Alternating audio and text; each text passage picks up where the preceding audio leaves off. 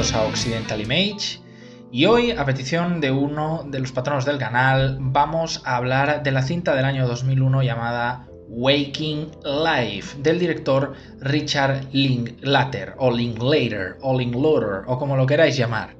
Un director del que ya he hablado varias veces en el canal. He comentado su película Fast Food Nation, he comentado su película Escuela de Rock, School of Rock, con Jack Black. Y bueno, también es el artífice de esa trilogía de películas tan peculiar que se llamó, las de antes del amanecer, antes del atardecer, antes del anochecer, todas hechas con Ethan Hawke y Julie Delpy, cada una con 10 años de separación de la otra, ¿no? Una especie de triángulo amoroso dividido por 10 años, pero de la vida real, cronológicos. Las tengo que comentar. Y bueno, también fue el artífice también jugando con esto del tiempo de la película Boyhood, aquella película que recordáis que estuvieron hablando los críticos todo el puto año, que uy, wow, y ahora nadie se acuerda de ella, como suele pasar con todas estas películas de festival, que básicamente se habló mucho de ella porque se grabó a lo largo de 10 años de la vida del protagonista, ¿no? O sea, el mismo protagonista, pues, empezó teniendo 10 añitos y termina, creo que con casi 20 años la película, ¿no? Fueron grabando a lo largo de 10 años. Bueno, pues Linklater, como veis, es un director que tanto te puede tirar por cine comercial, ramplón, simple, como School of Rock, pero bueno, películas muy simpáticas e interesantes, como te puede hacer algo así muy cultureta, ¿no? Algo muy introspectivo, algo muy de artista new age, edgy y original. Y esta Waking Life es una de las películas de este segundo tipo. No quiere decir esto que sea una película mala, pero es verdad que no es una película que pueda agradar al gran público y por eso no es tan conocida. La cinta se hizo en el 2001, era de las primeras pesquisas de este director en la cinematografía, y bueno, decidió emplear aparte una técnica visual bastante llamativa, que es, digamos, la rotoscopia, ¿no? La rotoscopia es básicamente grabar en imagen real y luego, digamos, que colorear o pintar encima de las imágenes, ¿no? Dando este aspecto semi 2D a las imágenes, porque aunque puedes deducir que ha habido una grabación con una cámara, digamos, impostada debajo del dibujo, no dejas de ver el tono caricaturesco. Bueno, esto es algo que se ha hecho en varias películas. También recuerdo que había una con Keanu Reeves donde se empleó esta técnica. Bueno, son estos pinitos que se hacen a veces realmente porque tampoco es que sean muy rentables y no es que la gente vea esta película y diga, wow, quiero verla por el formato. Bueno, en algún momento quizá la quieras ver para estudiantes de cine, ¿no? Para ver cómo queda, pues también, pero también luego pues, aumenta los costes de producción, porque claro, tienes que grabar en imagen real. No es que esta película necesite un presupuesto brutal, porque realmente se basa en puras disertaciones filosóficas, o sea, gente hablando en la película, esencialmente. Pero bueno, claro, tienes que grabar y luego encima tienes que pintar y animar. Entonces tarda el proceso de tanto de preproducción como de postproducción. Sobre todo de postproducción. Pero bueno, en esta película, aparte de tener a Ethan Hawke, que digamos repite con el director, el resto de caras de la película no son actores realmente. Muchos de ellos son, digamos, gente del común. Y digo gente del común haciendo así con los dedos, porque en esencia veremos que de común tienen poco. Son gente que tiene una visión de la vida, o algunos son catedráticos, profesores, y básicamente es gente que Linklater conoció en su vida privada y dijo, voy a meterlos en mi película. Porque claro, yo veía la cinta y decía, joder, para tirarse el rollo que se tiran, qué buena memoria tienen estos actores y estas actrices para saberse todas estas palabrejas. Un actor y una buena actriz tiene que saber memorizar bien sus diálogos, ¿no? Le puedes apoyar, es verdad, con algún cartel o alguna cosa. Incluso actores de grandísima talla como Marlon Brando han trabajado así en sus carreras y eso no merma una buena interpretación. Pero no, lo que resulta es que estas personas están realmente divagando y soltándolo a pelo, digamos, ¿no? Obviamente hubo regrabaciones, no todo creo que saliera a la primera. Y me imagino que los diálogos igual se grababan varias veces, se repetían algunas partes y luego en el montaje se ensamblaban para que pareciera un diálogo o un monólogo continuo. Pero la verdad es que el resultado es bastante natural. ¿Y la película de qué va? Pues es que es una película que no va de nada. Es una película que tampoco tiene la típica estructura narrativa, introducción, nudo, desenlace. Simplemente es un compendio de escenarios con personas hablando y divagando. Todo hecho con la técnica rotoscopia. ¿Y sobre qué hablan o divagan los personajes? Pues realmente de todo y de nada, ¿no? Hume, Locke, Nietzsche, Descartes, Maquiavelo. Es decir, se tira bastante de artistas, filósofos, políticos, científicos, ¿no? Para soltar diversas disertaciones sobre la existencia humana, ¿no?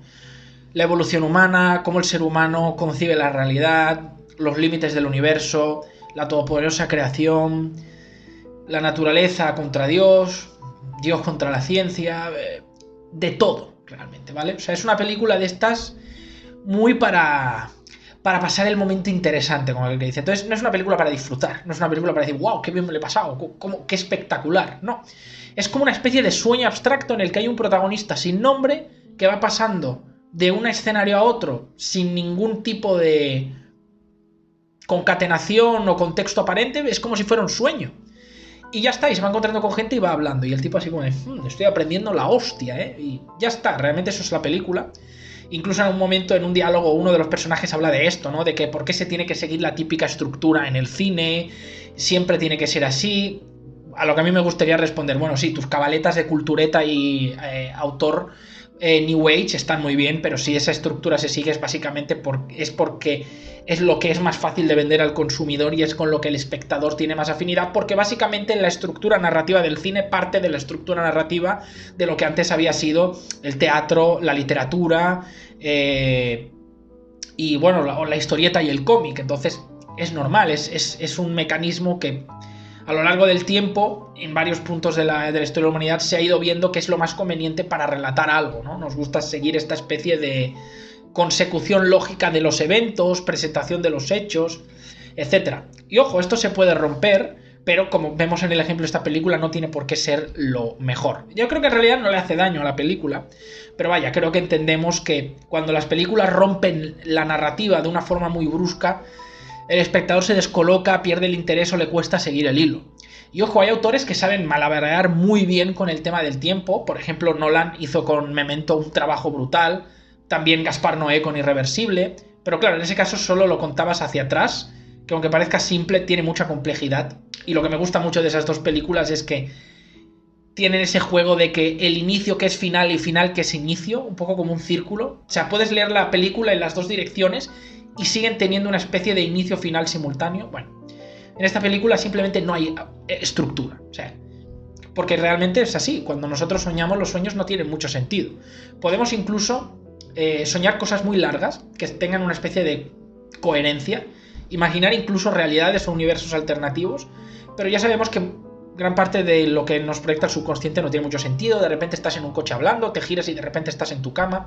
Y es un poco lo que hace esta película. Así que para ser una representación de lo onírico, del mundo del sueño, está bastante bien. La técnica de rotoscopia ayuda a reforzar esa idea del sueño, ¿no? De que lo que estás viendo es fuera de lo real. Pero aún así los diálogos que se comparten son profundos y sesudos. Obviamente, si quizá no eres una persona mínimamente leída o que le interesen esos temas, pues vas a desconectar rápidamente o no vas a entender algunas cosas. Y ojo, esto no lo digo como de, oh, qué inteligente tienes que ser, no, qué inteligente soy yo, que lo he entendido todo. No, lo digo porque es así. Es decir, si tú le pones a un, yo qué sé, a un físico de primer nivel, ¿no? Uno de los más eminentes, yo qué sé, a Carl Sagan, ¿no? Y le pones ahí a contarle sus historias del universo a un tío de pueblo que ha hecho la secundaria y damos gracias, pues seguramente se perderá en muchas cosas, ¿no? Le va a faltar conocer terminología, le va a faltar conocer del método científico, le va a faltar incluso también entender la parte emocional del hambre que tiene esa persona por aprender y saber que él a lo mejor no tiene, o que a él ese hambre se le va en otro tipo de cosas, no sé, a lo mejor su pasión es el mundo del motor, los coches o la informática y todo el tema espacial, aeronáutico o de la relatividad, pues no le interesan, ¿no? Entonces, aquí pasa un poco lo mismo. Tampoco voy a decir que es una de esas películas pelmazo, plastas, que dices, Dios mío, qué puto horror, porque realmente los diálogos que ofrece son interesantes. Y ojo, es una película que se hizo hace 20 años con la broma, ¿eh? Ahora ya en 2021 cumple 20 años esta película.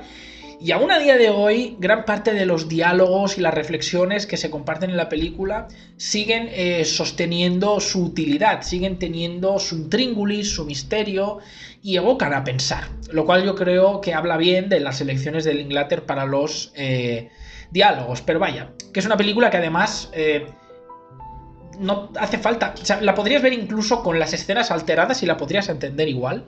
Salvo en algunos momentos donde se enlaza un poco una conversación con la anterior.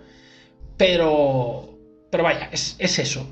Es un ejercicio cinematográfico, es una especie de test, es una especie de verso al aire. No sigue nada aparente dentro ni de la filmografía del director. Y realmente yo creo que está para eso. La técnica visual es digna de estudio porque está bien hecha. Y luego el tema de los diálogos, monólogos, reflexiones y disertaciones que se comparten en la película son interesantes. Algunos más, otros menos. Yo supongo que esto va a gusto personal. Pero realmente es difícil catalogar esta película porque como no sigue prácticamente ningún patrón, solo mantiene una especie de solidez en los propios encuentros donde juega con el lenguaje cinematográfico medianamente habitual, pues... ¿Qué digo? ¿Es una película buena, mala? Yo digo que dentro de lo que propone está muy bien. Ahora, obviamente, yo no vendería esto a alguien para que se entretuviera o pasara el rato, eso está claro. Así que es una película que si la queréis ver es para eso, para probar algo diferente, pero que tampoco sea un putísimo coñazo, eso lo tengo que decir, porque hay muchas películas, sobre todo del año de la Picor, que la gente, los cinéfilos, los típicos entendidillos, los gafapastas, vitorean y repiten y alaban y recomiendan y dicen, es que si no has visto esta película no sabes de cine, y luego las ves y dices, sí, claro, obviamente tienen elementos que por cojones tuvieron que influir porque se hicieron hace un tiempo, pero qué putísimo coñazo. Y no es el año de producción lo que las mata, porque hay películas que tienen un cojón de años y siguen siendo buenas y el tiempo les pasa muy buena factura. Así que yo creo que esta es una de esas recomendaciones sesudas, intelectualoides, pero bastante interesantes. Y repito, aunque no os interesen todos los temas que se tratan, si a lo mejor tenéis un día en el que os apetece, no sé, reflexionar sobre la propia vida, sobre lo que entendemos los humanos de la realidad, sobre comprender nuestra cosmovisión, pues le podéis dar un intento a esta película que seguro que, si no os convence en todos los aspectos, os abrirá el apetito para algunas buenas lecturas o para escuchar algunas charlas universitarias que son muy enriquecedoras. En fin, esa es mi reseña. Si os ha gustado, ya sabéis, dadle like, compartid el vídeo, suscribiros si no lo habéis hecho, darle a la campanita para no perderos las notificaciones. Y si queréis apoyar el canal, tenéis aquí abajo los enlaces a Patreon, a PayPal o el botón de unirse. Aparte de ayudarme a no morirme de hambre con esto, hará que accedáis a múltiples ventajas. Un saludo y nos vemos en la próxima.